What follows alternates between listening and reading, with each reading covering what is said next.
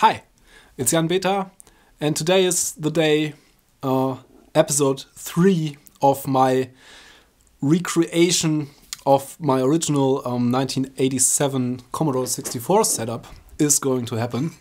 And unfortunately, I didn't find the black and white TV that is in the Christmas picture. And I didn't find anything that's similar enough to get away with it, to recreate the nostalgia I felt when I had it. But luckily, the black and white television you can see in the picture, very shortly after the picture was taken, was replaced by something a lot better. The television it sucked basically for displaying Commodore 64 pictures. It also sucked as a television, but yeah, it was just a cheap thing my father bought to give me some sort of monitor. And shortly after that, I got this, which is, the picture was taken a lot later, half a year later or something like that, but I think I got the monitor in this picture 2 weeks after Christmas or something like that, because the black and white television was terrible. Yeah, so basically this is a Philips green monochrome monitor, and guess what? I found a very, very similar one on eBay. And I even got the manual. So, yeah, there's not much to see in here. But this is very close to the monitor I had. Yeah, and here is the actual thing itself. The one I had wasn't the TP200, but it was called V7100, I think. The color of the case is slightly different. Otherwise, it has, I believe, the same tube, and it's very, very similar. This one doesn't have built-in sound. The one I had has built-in sound. But otherwise, this resembles the monitor I used the most of the time on my Commodore 64 was one very, very similar to this one. So this is even more nostalgic to me than having the black and white television, which I couldn't find. I could find my original 1541 floppy disk drive that I made a video about. I will link in here. And I also, in the first episode, refurbished an Aldi Commodore 64 that was the model I had, but not the original Commodore 64. Mine was sold to make way for my Amiga 500 that I had after the Commodore 64. So if you want to watch the first episode, it's also linked here and in the description, of course. So let's see what's inside here, and if we have some refurbishing to do. I plan on replacing the capacitors and stuff like that, and yeah, have a general look inside. Some weird afterthought connectors here. Have a look at that. These were, it seems they were added there. 2 of these there. And maybe also, let's have a closer look. Wow, there was quite some stuff added there. I think this was added. And I also think these were added. There's quite some craftsmanship in there. That was pretty neat. So yeah, let's see what this looks like inside. Pretty difficult to show this with my setup here. There are 2 screws here, and there are 2 screws there in the handle, which I should be able. Yeah, it's perfectly fine with the normal standard screwdriver. None of that.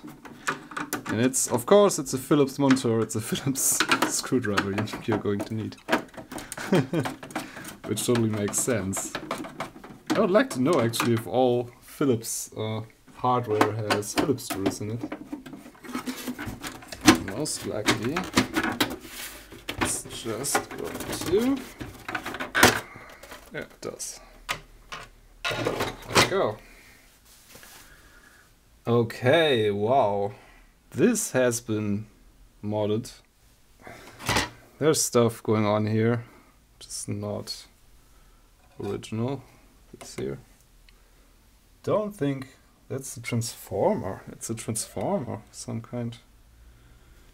And it's going to here, to this here. So, yeah. Somebody modded this to power something, I guess. So here's this is the normal transformer section. And this thing here is another added transformer that is loosely hanging around there, which is not a particularly good idea. But it is, yeah, it just takes the mains voltage and there's a rectifier on there. Stuff like that on a perf board. It's pretty neatly made, but I probably end up removing it, I guess. Yeah, I think this is going to work fine. It's just someone added some functionality to it, so that there's an added DIN socket, and yeah, it's pretty dusty in there, but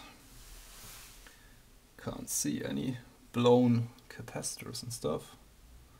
So probably I just try if it works. I think this afterthought thing is totally, it has nothing to do with the normal circuitry or things, so it will probably, if this blows up, it doesn't matter much to the rest of the monitor probably. So I'll be concerned with that later, I think.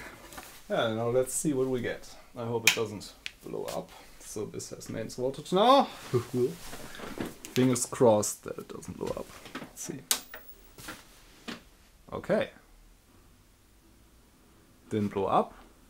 And the screen lights up. Which is of course a very good sign. Yeah, this just about seems to work. Let's fire up the Commodore 64. And see. Oh, there we are. Okay.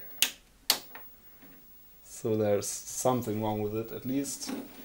Let's see if we can do something about it. Ah, there we go. Well, it's just a bit dirty on the contacts.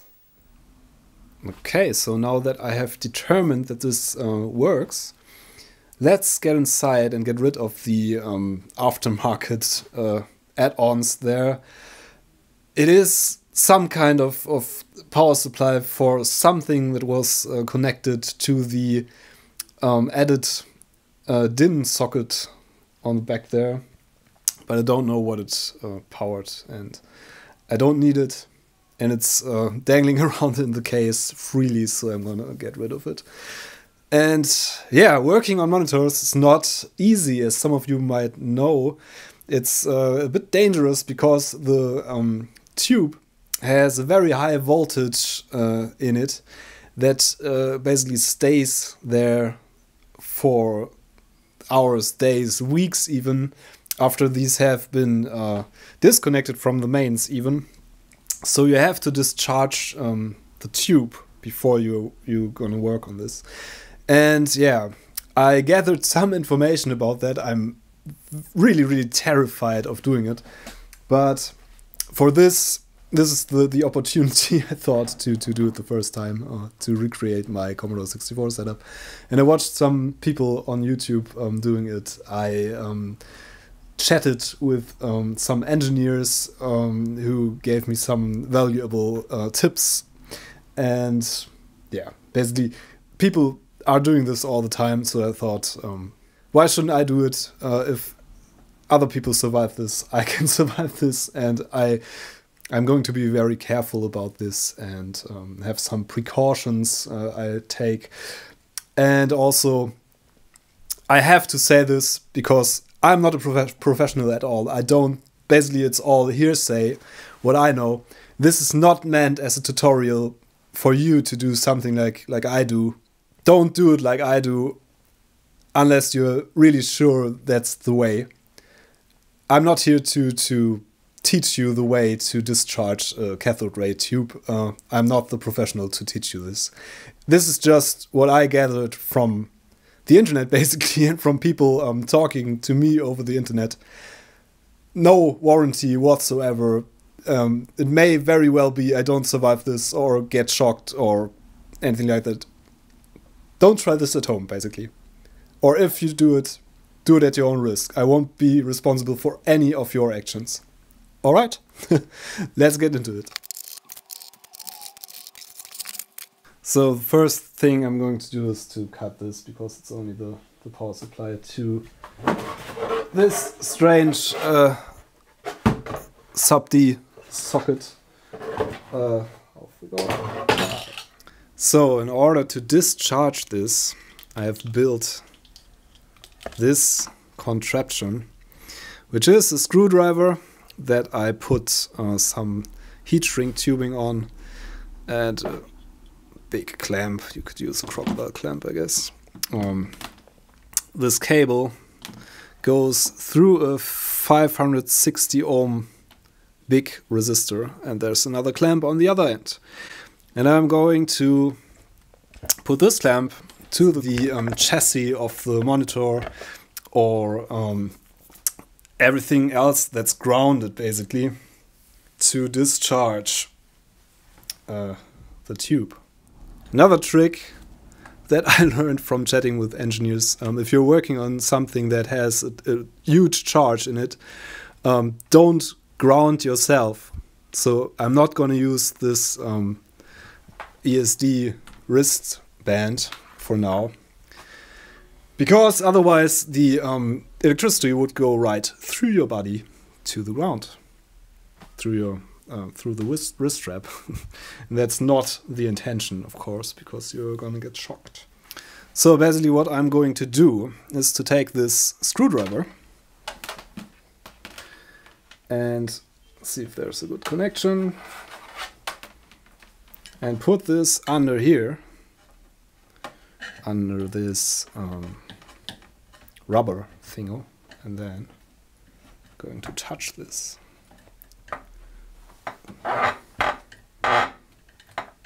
The contacts beneath there. And I'm hopefully going to discharge, there we go, the whole thing here by doing this. And to make sure, I'm going to touch it again and again. And if you don't have a resistor in there, it's gonna make a little spark. Didn't do in this case, so I'm pretty sure it's discharged. So I'm going to take this off here. And I hope, yes. So these are the little contacts. And basically now we can take out the whole circuit board. And there's some strange loop thing going on here. That's pretty smeary on here. We could clean this off a bit. Now I can basically work on the circuit board without being shocked. Well, that was a bit terrifying, but it's I think it worked pretty well. So there are some huge capacitors on there that can also hold a huge charge that we can either discharge in the same way, or we can use another tool that I made for discharging capacitors, which is basically the same thing, but a lot smaller, which has it has a little crocodile clamp and something to touch. And you usually connect the crocodile clamp to something that's ground in the circuit and connect the touch the capacitor leads, the positive lead, with this, and then it discharges it nicely. So yeah, first of all I'm gonna get rid of the aftermarket added circuit board stuff there. I'm really sorry I didn't do any sparking. Sorry about that, but if you discharge it through a capacitor, it doesn't spark, apparently. So let's get rid of all the aftermarket stuff here. Removing the DIN socket that has been added here. It's all pretty neatly made, but doesn't belong in there, so I'm going to take it out. Okay, you have to go, I'm sorry.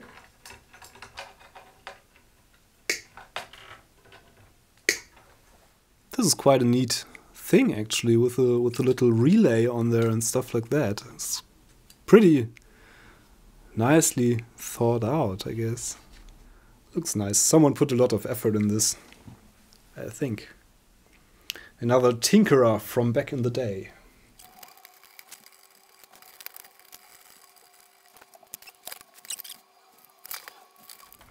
Still terrified by this, although I know that there's it's not going to be that dangerous anymore. Oh, there we go. There's our screw. Seems to be another screw, maybe under the transformer or something. Okay, I'm going to the shaky cam. There's this, oh, can't see it. There's a kind of bracket, this black plastic thing here, that is held in by these two screws. So, and it holds the circuit board in place. So I'm going to have to remove the screws and hopefully take out this bracket, and then maybe we can remove the circuit board. Hang on.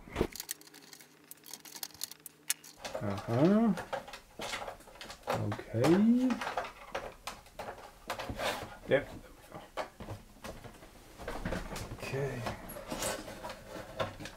Yeah, so that's enough to work on it at least. Okay, let's go discharge some capacitors, I guess, before they bite. They are all nicely marked. So we're going to discharge all the positives. And you can also just short them out, but for old caps it's not very good to just short them out, because it puts a lot of stress on them, and there's a lot of amperage. And as it happens, I already ordered the stranger caps that I didn't have in my spare bin.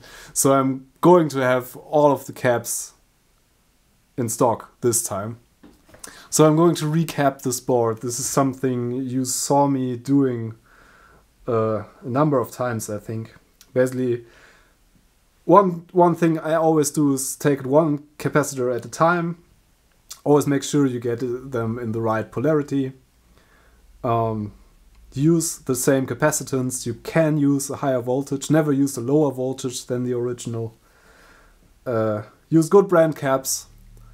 Use the right specification of caps, if possible. Yeah, that's basically it. So the rest is just disassembly and mechanical work in the end. So desoldering, soldering.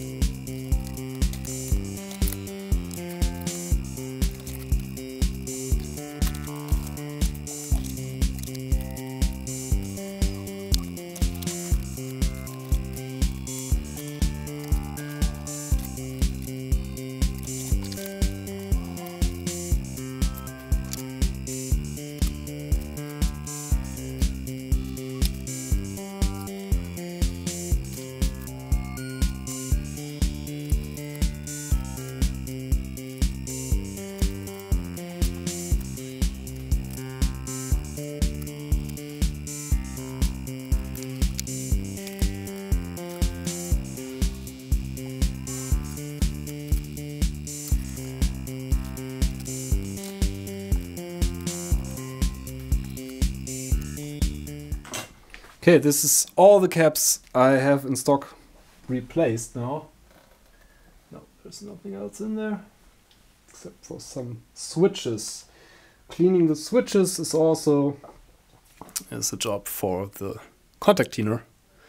T6 Oscillin. I used this before and I still recommend it a lot. So let's clean this all up and clip the leads and stuff.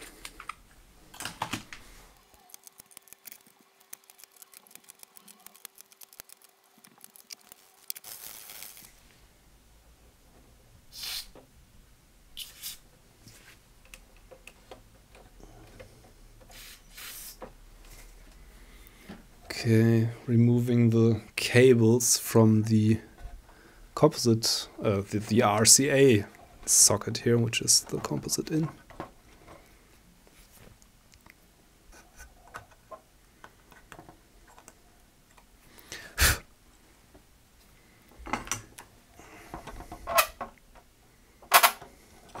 It's quite not a very tidy solder job, but it's all right.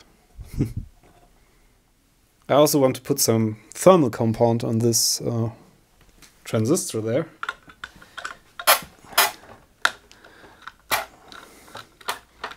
So I'm going to remove this here. Okay, to bend it away from the heatsink and clean it up. Okay, just spraying IPA in there. And putting on a little dab of fresh one.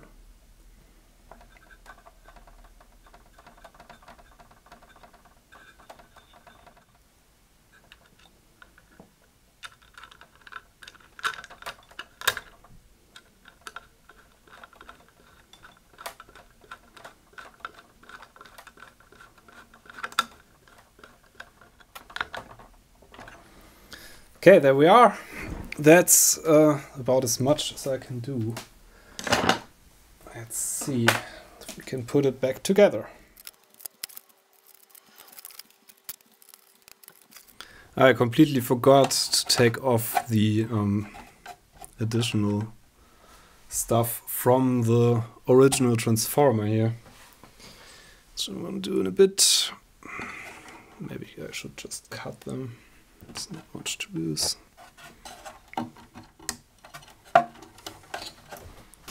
Okay, here we are reconnecting the tube. Could clean this off a bit. I think I'm going to clean this a bit. Wash off while I'm at it. There's some lubricant around this that I'm going to leave on there, I guess.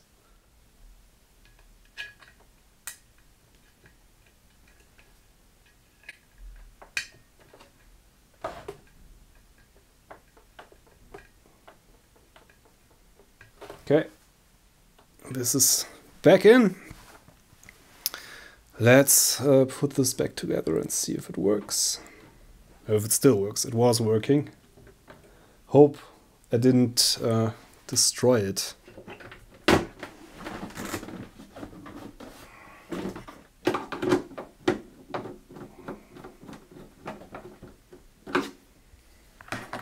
I think I'm just going to put some electrical tape over these openings there for now.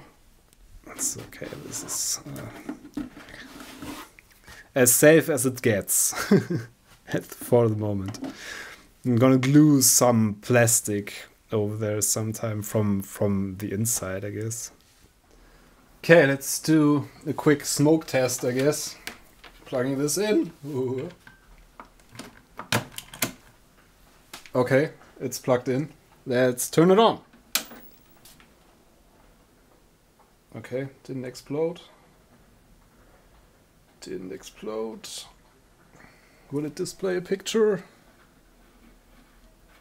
Yes, it's green. Probably can't see it. It's green. It's green. Okay, here's the Commodore 64 from the first episode of this little series, and this is the actual cable that my father made back in the day and that I used. to connect my old Commodore 64 to my old monitor. So this is going to be pretty close to the experience I had as a 9-year-old kid. Or so I hope. I don't know if the monitor works. Okay, turn on the monitor.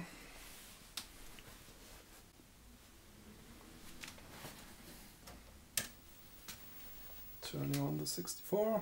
And there we are. Yay. Okay, let's do some adjustments. It's not too bad.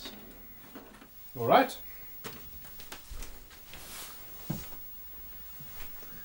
This is pretty much my first experience with the Commodore 64. And the quality is pretty good, actually. Picture, it's a pretty clear picture here. This monitor was a huge part in recreating this the feeling I had when I first turned on the Commodore 64. Or not when I first turned it on, because I had a black and white TV that sucked, but when I turned it on every day later. This was the monitor I had throughout my Commodore 64 years, and that was what I had. I never had a color monitor, and I pretty much only saw a color picture from the Commodore 64 at my neighbor's place, who had this connected to the family TV. Yeah, so this turned out pretty nicely, I guess. So, thanks for watching. Stay tuned for the next episode, which will... I haven't decided yet if it is going to be the final episode, because there's so much stuff that I could add to these episodes that I had for my initial setup. So I think I'm gonna make a special episode where I put it all together, and the next episode is gonna be about the peripherals I had. So stay tuned for that. Thanks for your support. There's a lot of people who support me on Patreon. So, thanks for watching. I'm Jan Beta. See you in the next episode. Don't forget to give this a thumbs up, subscribe to this channel if you like this stuff, and see you all soon. Bye!